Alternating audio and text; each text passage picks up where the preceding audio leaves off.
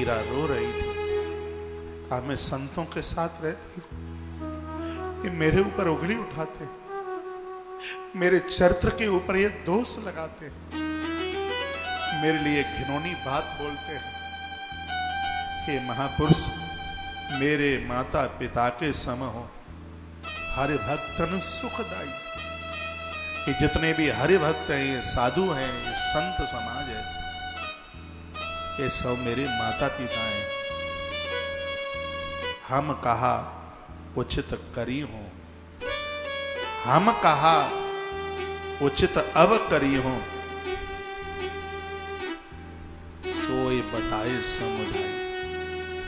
आप हमें बता दो अब इस समय मैं क्या करूं। मैं बहुत दुखित हूं, मैं मरूंगी तो नहीं, क्योंकि आत्महत्या तो कायर लोग करते हैं, लेकिन ये सब मेरी बदनामी के लिए तुले बैठे हैं। मेरे चरित्र के ऊपर ये संशय करते हैं, मेरे चरित्र को दाग लगाते हैं। संत पुरुषों के लिए ये घिनौनी, ये ओछी बात सोचते हैं। पत्र में लिखती है मीरा, मेरे गिरधर की सौगंध, ये जितने महात्मा हैं ये सब मेरे माता पिता की तरह हैं, ये मेरे माता पिता हैं। जीना मुश्किल हो रहा है। वर्तमान में आप बहुत बड़े साधु हैं, इस समय अब मैं क्या करूं, मोह समझाई। आप पत्र के माध्यम से आप मुझे समझाएं। मीरा कहती है कि जब समाज अति व्याकुल होता है तो शरण साधु की चरणों में मिलती है उसे। मुझे समझाने वाले, मेरी नैया को पार लगाने वाले हे महात्मन आप हैं।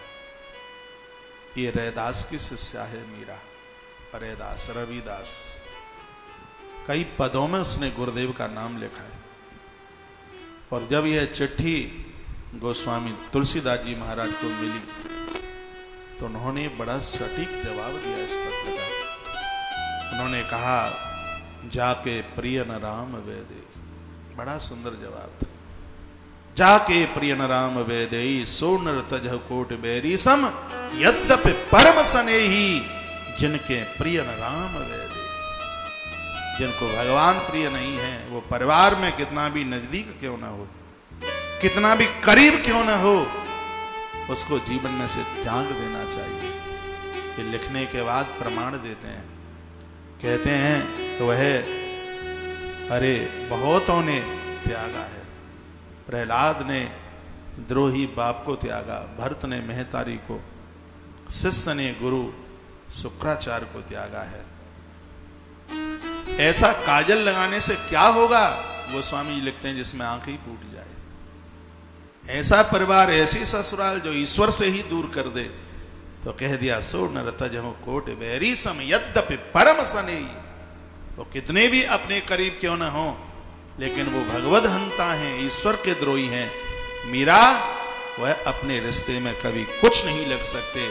इसी पत्र को पढ़कर 1546 में मीरा चित्तौड़ छोड़कर सीधे द्वारका के लिए चली गई। 1546 में मीरा द्वारका पहुंची। और फिर मीरा के द्वारा जो हुआ है आप सुनेंगे। आइए कुछ पवित्र नामे में ये फटाफट बोल दूं।